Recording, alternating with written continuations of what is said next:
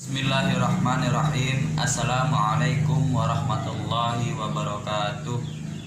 Yang terhormat dosen pengampu mata kuliah Psikologi Perkembangan Dr. Haji Ahmad Muhibbin Zuhri MAG. Perkenalkan, nama saya Ainuddin dengan NIM D71219055. Prodi Pendidikan Agama Islam, Fakultas Tarbiyah dan Keguruan, Universitas Islam Negeri Sunan Ampel, Surabaya. Jadi di sini saya akan menjelaskan materi tentang perkembangan emosi yang meliputi poin-poin, diantaranya yang pertama, pengertian emosi, yang kedua, bentuk-bentuk emosi, yang ketiga, hubungan antara emosi dan tingkah laku, yang keempat, karakteristik perkembangan emosi pada remaja, yang kelima, faktor-faktor yang mempengaruhi perkembangan emosi, yang keenam, perbedaan individu dalam perkembangan emosi. Untuk mempersingkat waktu, jadi langsung saja ke pembahasan yang pertama, yaitu pengertian emosi. Masa remaja merupakan masa peralihan atau masa transisi antara masa anak ke masa dewasa. Pada masa ini, individu mengalami perkembangan yang pesat mencapai kematangan fisik, sosial, dan emosi.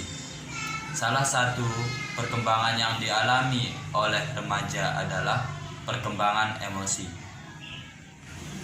Secara sederhana, dapat dikatakan bahwa emosi adalah suatu keadaan kejiwaan yang mewarnai tingkah laku.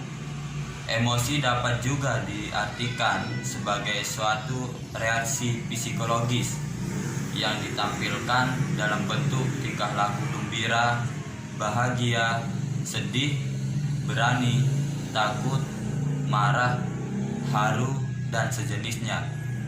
Pengertian emosi menurut Herschel dalam Mujiran 2007-224 merumuskan pengertian emosi sebagai situasi psikologis yang merupakan pengalaman subjektif yang dapat dilihat dari reaksi wajah dan tubuh. Selanjutnya poin yang kedua, yaitu bentuk-bentuk emosi. Daniel Goleman dalam Ali dan Asrori 2005-65 mengidentifikasi sejumlah kelompok emosi sebagai berikut. Yang pertama, amarah. Di dalamnya meliputi brutal, mengamuk, benci, marah besar, jengkel, kesal hati, terganggu, rasa pahit, berang, tersinggung, bermusuhan, tidak kekerasan, dan kebencian. Yang kedua, kesedihan. Di dalamnya meliputi pedih, sedih, mengasihani diri, kesepian, ditolak, putus asa, dan depresi. Yang ketiga, rasa takut.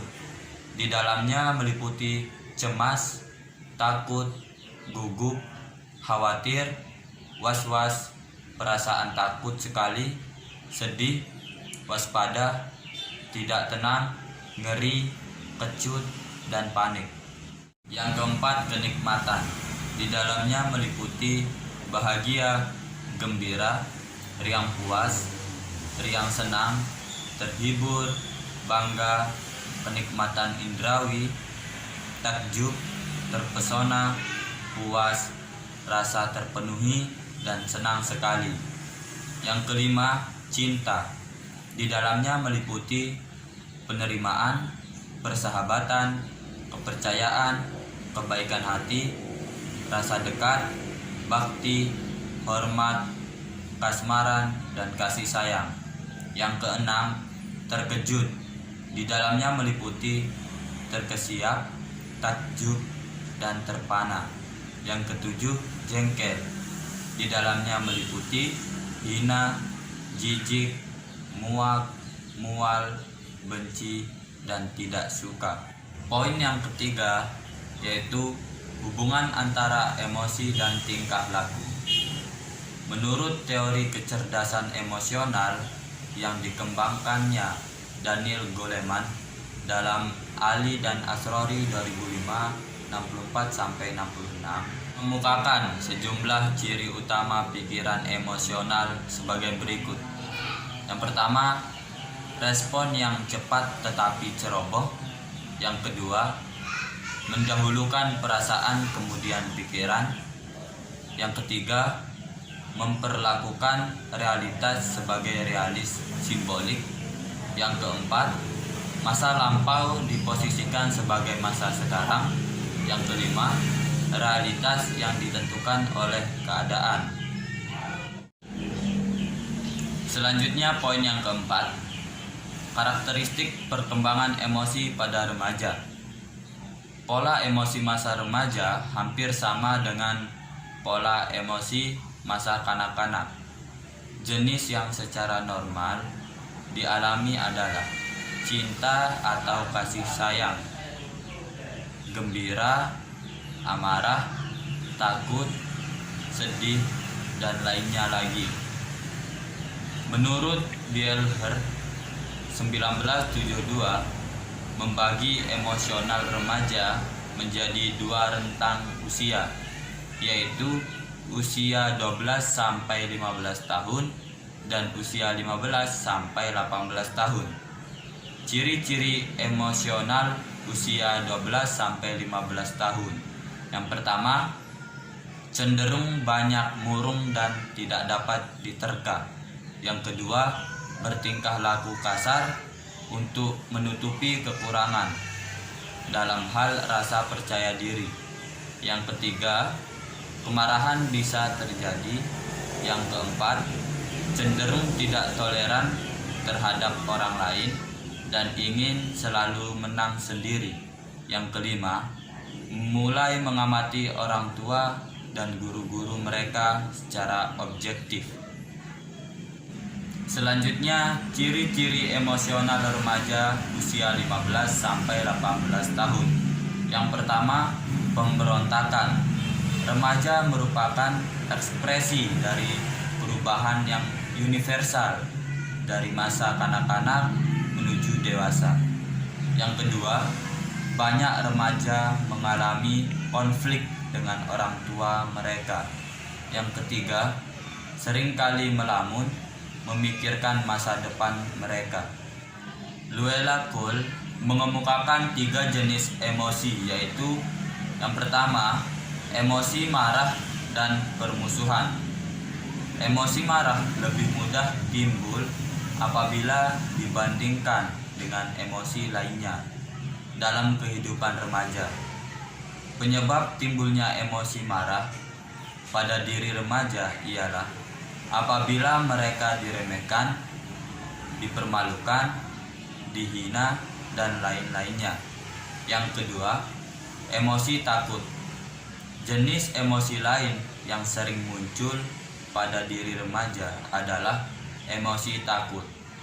Remaja seperti halnya anak-anak dan orang dewasa seringkali bermusuhan untuk mengatasi ketakutan yang timbul dari persoalan kehidupan. Ketakutan tersebut banyak menyangkut dengan ujian yang akan diikuti seperti rendahnya prestasi, sakit, kesepian, dan lain-lain. Satu-satunya cara untuk menghindarkan diri dari rasa takut adalah berani menghadapi rasa takut tersebut. Selanjutnya, poin yang kelima yaitu faktor-faktor yang mempengaruhi perkembangan emosi. Dengan bertambahnya umur menyebabkan terjadinya perubahan dalam ekspresi emosional. Beberapa faktor yang mempengaruhi perkembangan emosi pada masa remaja antara lain: yang pertama, perubahan fisik atau jasmani. Perubahan atau pertumbuhan yang berlangsung cepat selama masa puber menyebabkan keadaan tubuh menjadi tidak seimbang. Ketidakseimbangan ini mempengaruhi kondisi psikis remaja. Terutama perubahan tersebut mempengaruhi penampilannya. Hal ini menyebabkan rangsangan di dalam tubuh remaja yang seringkali menimbulkan masalah dalam perkembangan psikisnya, khususnya perkembangan emosinya. Yang kedua, keadaan anak. Keadaan individu pada anak, misalnya cacat tubuh ataupun kekurangan pada diri anak, akan sangat mempengaruhi perkembangan emosional, bahkan akan berdampak lebih jauh pada kepribadian anak. Misalnya rendah diri, mudah tersinggung, atau menarik diri dari lingkungannya. Yang ketiga, perubahan dalam hubungan dengan teman. Pada awal remaja, biasanya mereka suka geng yang biasanya pula memiliki tujuan yang positif untuk memenuhi minat bersama mereka. Namun, jika diteruskan pada masa remaja tengah atau remaja akhir, para anggota mungkin membutuhkannya untuk melawan otoritas atau untuk melakukan yang tidak baik. Yang paling sering mendatangkan masalah adalah hubungan percintaan. Yang keempat, perubahan dalam hubungan dengan sekolah. Menginjak remaja, mungkin mereka mulai menyadari betapa pentingnya pendidikan untuk kehidupan masa mendatang. Hal ini sedikit banyak dapat menyebabkan kecemasan sendiri bagi remaja. Lebih lanjut, berkaitan dengan apa yang akan mereka lakukan setelah lulus. Yang kelima, perubahan atau penyesuaian dengan lingkungan baru. Yang pertama, perubahan yang radikal menyebabkan perubahan terhadap pola kehidupannya. Yang kedua, adanya harapan sosial untuk perilaku yang lebih matang. Yang ketiga, aspirasi yang tidak realistis. Yang keenam, faktor belajar. Poin yang pertama, belajar dengan coba-coba. Poin yang kedua, belajar dengan meniru. Poin yang ketiga, belajar dengan mempersamakan diri. Poin yang keempat, belajar melalui pengondisian. Poin yang kelima, belajar dengan bimbingan dan pengawasan. Poin yang keenam, lingkungan keluarga. Selanjutnya, poin pembahasan terakhir dari materi ini, yaitu poin yang keenam, adalah perbedaan individu dalam perkembangan emosi. Individu mengalami proses perkembangan emosi selama hidupnya, mulai dari bayi sampai dewasa.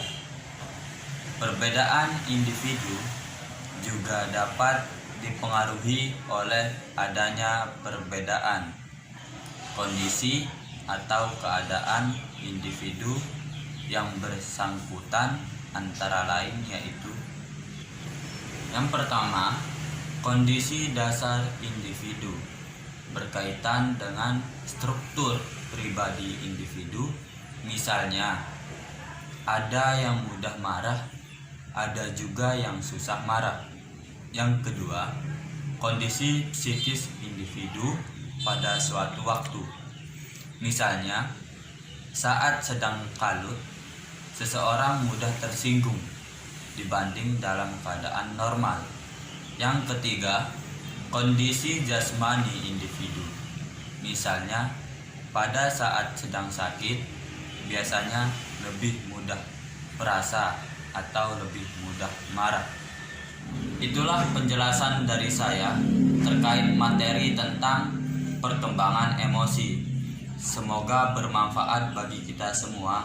Sekian, wassalamualaikum warahmatullahi wabarakatuh.